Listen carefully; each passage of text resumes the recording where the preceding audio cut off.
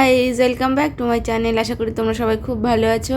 আমিও বেশ ভালো আছি। আর আজকে একটা খুব সুন্দর ব্লগ নিয়ে তোমাদের সঙ্গে চলে এসেছি। আমাদের বাড়িতে অন্নপ্রাশনের নিয়ম একদম টোটালি পুরো বিয়ের মতো, তো তারই সূত্রপাত শুরু হয়ে গেছে। তো চলো ব্লগটা শুরু করি। তো প্রথমেই বলে নিই যে এই কার্ডগুলো এসেছে আগের দিনে রাত্রেবেলা। আগের দিনের ব্লগে তোমরা দেখেছো শেষে যে তোমার দাদাভাই রাত্রেবেলা নিয়ে এসেছিলো, তো সেটাই আমি পরের দিনে শেয়ার করলাম। এই যে এই কার্ডগুলো এসছে। আর আমাদের বাড়ি যেমনটা বললাম পুরোপুরি কিন্তু পুরো যেমন বিয়ের নিয়ম হয় তেমনভাবেই সব কিছু করতে হয়। এই কার্ডগুলো তখনই দেওয়া যাবে যখন ঠাকুরকে প্রথমবার পূজা দিয়ে তাকে নিমন্ত্রণ করতে হবে। তারপরে সেই কার্ডে সিঁদুর হলুদ যেমন বিয়েতে লাগানো হয়, এখানে শুধু একটু আলাদা, যে বিয়ে হলে যে বড়দের তখন তো ওই সিঁদুর হলুদ লাগাতে হয়। তো আমার বাবা যেহেতু ছোট, তো ওই জন্য ওর ছোটো মানে প্রথম নানিমুখের প্রথম একরকম বিয়েই বলা যেতে পারে, অন্নপ্রাশন, প্রথম বিয়ে বলে যাদের অন্নপ্রাশন থাকে। তো এটাতে ওই চন্দন দিতে হবে, যেহেতু সিঁদুর তো খুবই লক্ষ্মী, তো সেই আমার ঘরে তো আর এখন লক্ষ্মী আসবে না, ওই জন্য আমার বাবুর ওই চন্দনটা দিয়েই ওকে, যদি ছোটো তাই জন্য। তো এই নিয়মটা একটু আলাদা, এটা আমরা জানতাম না। আমার বাপের বাড়ি কিন্তু এই নিয়মটা খুব একটা নেই, আমি জানি না। তো এইভাবে সিঁদুর না লাগিয়ে চন্দন লাগাতে হয়। এছাড়া এই চন্দন আর হলুদটা আবার মিনিমাম 3 জনের রে থাকতে হবে, তাদেরকেই এটা করতে হবে। মানে একটা কার্ডে যখন আমি সিঁদুর হলুদ লাগানো হয় বিয়েতে, আমার বিয়ের সময় কিন্তু এরকম কোনো হয়নি যে রেরা এসে লাগিয়েছে। 3টে রে থাকতেই হয় এরকম কোনো ব্যাপার নেই, যে 5টা রে বিজোড় রে আর কি থাকতে হয়। রে মানে নিশ্চয়ই তোমরা বুঝতে পারছো, যারা হচ্ছে গায়ে হলুদ দেয় তাদেরকে বলা হয় রে। আর ওই 5 জন থাকে, অনেকে 7 জন থাকে, 9 জন থাকে, মানে বিজোড় মানুষ থাকে, 5 জন থেকে শুরু হয়। তো এরকমভাবে থাকতে হয়। আর এই আমার শ্বশুরবাড়িতে নিয়ম, এই কার্ডে যখন সিঁদুর হলুদ লাগানো হয় বিয়েতে, রেদে লাগাতে হয়, তেমনই এই আমার বাবু যখন অন্নপ্রাশন হচ্ছে তখনই কিন্তু 3টে রে মিনিমাম থাকতে হবে। আর 3টে রে মিলেমিশে এই সিঁদুর, চন্দন আর হলুদ লাগাতে হবে। আবার এই চন্দন হলুদের যে হলুদটা, সেটাও কিন্তু একটা রেকে বাড়ি থেকে বেটে নিয়ে আসতে হবে, মানে গোটা হলুদ বেটে নিয়ে আসতে হয়। তো সেটা আর কি, গোটা হলুদটা আমার মা বেটে নিয়ে এসেছিল ওই 3টে রের মধ্যে। আবার আর এটা আরেকটা ভালো নিয়ম, সেটা হচ্ছে বিভিন্ন জায়গার বিভিন্ন নিয়ম। তো আমার বাপের বাড়ি না নিয়মটা একটু আলাদা, সেটা হচ্ছে মা কোনো কাজে থাকে না, গায়ে হলুদেও থাকে না, কোনো কাজেই থাকে না, যেটা সত্যি বলতে আমার খুব একটা পছন্দ না।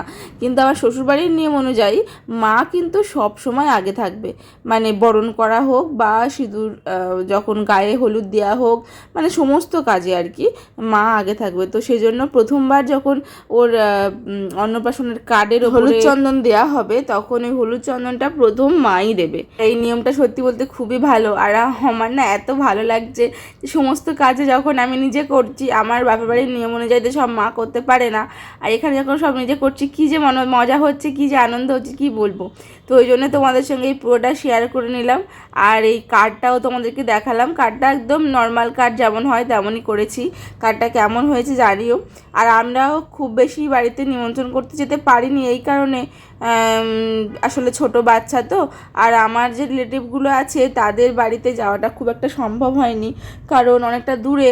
আর তোমার দাদাভাই মানে খুব একটা চেনে না কাউকে, কারোর বাড়ি। তো আমাকেই যেতে হবে। আর আমার বাবু তো যেহেতু ব্রেস্ট ফিড করে, তো ওই জন্য ওকে নিয়ে বাইরে যাওয়াটা খুব চাপের। আর খুব ছোট তো, আর প্রচণ্ড গরম, তো ওই জন্যে আর বাইরে এই গরমের সময় নিয়ে গেলাম না। সবাইকে এই ফোনেই বেশিরভাগ নিমন্ত্রণ করেছি। এছাড়াও তো কয়েকজন বাড়ির নিমন্ত্রণ যেগুলো যাবে, আমার শ্বশুর শাশুড়ি যাবে, এছাড়াও এখানে আশেপাশে যাদের বাড়ি আছে তাদের বাড়িতে যেতে হবে। তো সেই জন্যই এই কার্ডগুলো নিয়ে আসা হয়েছে। আর এই কার্ডগুলোর প্রথম কার্ড মানে ঠাকুরকে না দিয়ে তো নিমন্ত্রণ শুরুও করা যাবে না।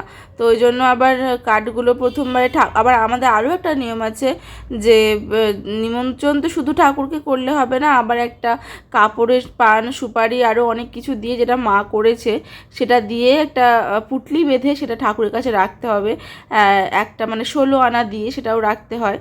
তো সেই সব দিয়ে তারপরে ঠাকুরকে উৎসর্গ করে আর কি, ওনাকে প্রথম নিমন্ত্রণ করে তারপরে আমাদের সবাইকে নিমন্ত্রণ করতে আছে। আর যেমনটা বলেছিলাম যে আমাদের বাড়ির নিয়ম অনুযায়ী প্রথমবারে কার্ডে হলুদ ফলুদ লাগাবে বা যাই করবে সব মাই করবে। তো সেটাই আমি করছিলাম আর কি। প্রথমবার এই হলুদ চন্দনটা আমি লাগিয়েছিলাম, আমি কয়েকটা লাগিয়েছিলাম। এবারে তারপরে 3 জনে মিলে লাগাতে হবে, শেষ করতে হবে। যেহেতু বিজোড় বললাম, 5 জন হলে খুবই ভালো হয়, আমাদের 5 জন হয়ে ওঠেনি।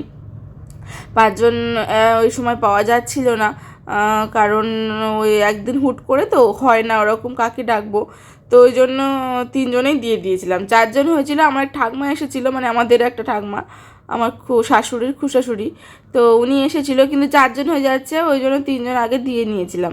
আর আজকে যেহেতু বাবার ছুটিও ছিল, তাই আগে অনেকটা বৈকালবেলা বাবাকে ডেকেছিলাম যে বাবা তুমি আর মা চলে আসবে, তো মা বাবা চলে এসেছিলো। ওই রের মধ্যে আমার শাশুড়ি একজন, মানে শাশুড়ি তো হতেই পারবে, দিদি ঠাকুমা দিদা তো হতেই পারে, তো মা, শাশুড়ি মা, আমি আর আরও আছে কয়েকজন, আমার দিদি আছে, আর আর যদি কেউ ঠাকুমা আছে, এরকম 5জন মিলে দেয়া হবে। তো এখানে আমি কয়েকটা দিয়ে দিয়েছি। আচ্ছা, তোমরা জানিও তো তোমাদের ওখানে নিয়মটা কেমন। আমাদের কিন্তু এখানে এমন নিয়ম ভীষণই ভালো। এছাড়া সকালবেলা যেমন বিয়েতে জল সইতে যেতে হয়, তারপরে বরণ করতে হয়, সে সব কিছুই কিন্তু আছে। ঘটি ডুবিয়ে ঠাকুরকে নিমন্ত্রণ করতে হয়, সব মিলিয়ে আমি কিন্তু প্রচণ্ড এক্সাইটেড যে আমার ছেলের এই অনুষ্ঠানটা, একটা অনুষ্ঠান মানে অনেক লোক আসবে, একটা বাড়িতে জমজমাটি পরিবেশ। আর এই যে অনুষ্ঠানটা কিন্তু আমাদের প্রায় 1 মাস আগে থেকে শুরু হয়ে গেছে সব প্ল্যানিং, কখন কি হচ্ছে, কখন কি করা হবে, কি করতে হবে, আর সবটাই আর কি। যেহেতু ছোটো বাচ্চা, তার জন্য সব একটু সুযোগ পেলেই, যখনই ছুটির দিন করে পাওয়া যায় বাড়ির ছেলেদের, তখনই শুরু করে দেওয়া হয় আর কি। তো যাই হোক, আমাকে দেখে তো নিশ্চয়ই তোমাদের প্রচুর এক্সাইটেড মনে হচ্ছে, আর আমি নিজেও খুব খুব এক্সাইটেড, খুব হ্যাপি। আমি চাই সমস্ত কিছু তোমাদের সঙ্গে শেয়ার করে নিতে, অন্নপ্রাশনের কার্ড থেকে শুরু করে সব কিছুই। তো আগেও করেছি অনেক কিছু শেয়ার, যেমন ওর যে পিড়েটা, তারপরে সমস্ত গায়ে হলুদের জিনিসপত্র সব কিছুই তোমাদের সঙ্গে শেয়ার করেছি, আরও করব। তো তোমরা কিন্তু পুরো ব্লগগুলো দেখতে থেকো, তোমাদের আশা করছি প্রচণ্ড ভালো লাগবে। আর তোমরা যারা ভিডিওটা দেখছো তারাও কার্ডটাও দেখলে। তো তোমাদের সবাইকে বলি, আমার ছেলের নামটা কিন্তু শিবাংশ। তো এই ব্লগের মধ্যে আমি প্রথমবার আমার ছেলের নামটাও তোমাদেরকে বললাম, আগেও বলেছি কিন্তু এবারে স্পষ্ট করে বললাম যে শিবাংশ ওর নাম, তালবেশ্বর শিব একার অনুসার তালবেশ্বর, আর ওটা অ্যাকচুয়ালি ইংলিশে হয় শিবাংশ। তো ওই আর কি ওর নাম। এবারে আমার না এই শিবাংশের নামটা নিয়ে অনেকে আমাকে জিজ্ঞাসা করে যে তোমার ছেলের নামটা শিবাংশ কেন, শিবাংশটা বাংলায় উচ্চারণ করলে কেমন হয়, হ্যানা ত্যানা অনেক কিছু জিজ্ঞাসা করে। আমি এই ব্লগে তোমাদের সঙ্গে সেটাও শেয়ার করব যে শিবাংশটা কেন রাখা হয়েছে। আমি বিশ্বাস করি আমরা প্রত্যেকটা যা কাজ করি সেই সব কিছু কিন্তু ভগবান আমাদেরকে দিয়ে করায়। তবে হ্যাঁ, যেটা ভালো কাজ সেই কাজটা, যেটা খারাপ কাজ তার সমস্ত দায়বদ্ধতা আমার নিজের বা আমাদের নিজস্ব থাকা উচিত। খারাপ কাজ সেটা ভগবানেরকে দায়ী করা উচিত না। যদিও সব কিছু খারাপের পিছনেও একটা মানে মোটিভ থাকে, যেমন বলা হয় আমাদের, কিন্তু তাও বলা আছে শাস্ত্রে যে খারাপ কাজটা কিন্তু তোমার শরীরের মধ্যে যে আসরিক শক্তি আছে সেই করায়। তো ভালো কাজগুলো সেই ভালো ভগবান করায়। তো আমার ছেলের নামটা দেওয়াও আমি মনে করি একটা ভালো কাজ। তো সেটাও আমি মনে করি যে ভগবান আমাকে দিয়ে করিয়ে নিয়েছে, এই কারণে সেটার পিছনেও একটা কারণ আছে। সেটা বলি, আমি যখন প্রথমবার জানতে পারি যে আমার মধ্যে একজন বেড়ে উঠছে, প্রতিটা নতুন বাবা মায়ের মতো আমরাও কিন্তু দুজনে প্রচুর গুগল সার্চ করে প্রচুর নাম দেখতে শুরু করেছিলাম, প্রচুর নাম দেখেছিলাম, যেখানে বাবুর নাম দুটো নামে ফিক্সড হয়, একটা হচ্ছে সহজ আর একটা হচ্ছে স্নেহান। তো এই দুটো নাম ঠিক হয় যখন আমি হসপিটালে ভর্তিও হই। আর হ্যাঁ, এর সাথেও বলে দিই, তোমরা ভেবো না যে আমি ভেবেই নিয়েছিলাম যে আমার ছেলে হবে, না, আমি মেয়ের নামও ঠিক করে রেখেছিলাম, দুটো নাম, তো দুটো ছেলের নাম দুটো মেয়ের নাম ঠিক করে রাখা হয়েছিল। তো সেই হেতু যখন বাবু হলো তখন আমরা নাম রাখলাম যে সহজ। কিন্তু যখন আমরা সহজ নামটা রাখি, আমি কয়েকদিন ছিল আমরা হচ্ছে হসপিটালে, এমনকি ওর প্রথমবার ডাক্তারের কাছেও নাম ছিল সহজ।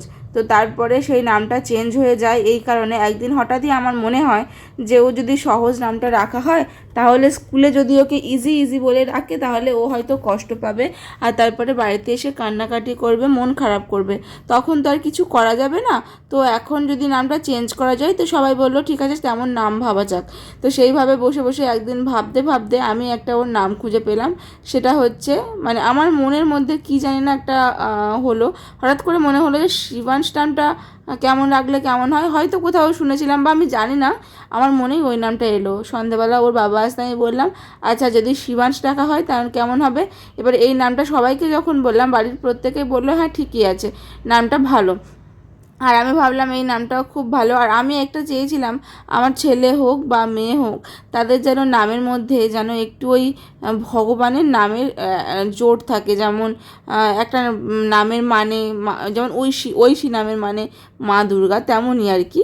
তো আমি চেয়েছিলাম যে ওর নামটাকে, যেমন শিবাংশের নামের মধ্যে ভগবানের নামটা জড়িয়ে আছে, মহাদেবের নাম। তো ওই জন্য আর কি আমি এই নামটা রেখেছি। আর আমার মনে হয় যে নামটা আমার খুব পছন্দের, আমার বাড়ির মানুষের খুব পছন্দের। আশা করছি তোমাদেরও পছন্দ হবে। তোমাদের পছন্দ হলে জানিও তো, কেমন যাদের পছন্দ হয়েছে তারা জানিও তো। আবার অনেকে বলে আমাকে যে ও তো বাঙালি, ও নামটা কেমন করে শোনাবে। তো শিবাং শোনাবে, যেমনই শোনাক। আমার কাছে কিন্তু নামটা উচ্চারণ করতে বা বলতে কোনো সমস্যা হয় না। এবারে যেমনই নাম রাখি, কারোর না কারোর তো খারাপ লাগবেই। যার নাম তার যদি ভালো লাগে আর তার বাড়ির লোক যদি ভালো লাগে, তাহলে আর কি যায় আসে। তো তাই জন্য এই নামটা রাখা। কেমন নামটা অবশ্যই কমেন্টস করে তোমরা জানিও। তো রাত্রেবেলা হয়ে গেছে, সব কাজকর্ম হয়ে গেছে, তারপরে বাবা মা বাড়ির দিকে চলে গেল। আর ওকে তো যাওয়ার সময় একটু মন খারাপ করছিল, আর যদিও কাছাকাছি ঘন ঘন যাওয়া হবে। যাই হোক, আজকে ব্লগটা আমি এখানেই শেষ করলাম। তোমরা সবাই খুব ভালো থেকো, সুস্থ থেকো। আর পরের ব্লগগুলো কিন্তু পুরোপুরি সবটা অন্নপ্রাশন জুড়েই থাকবে, দেখো কিন্তু।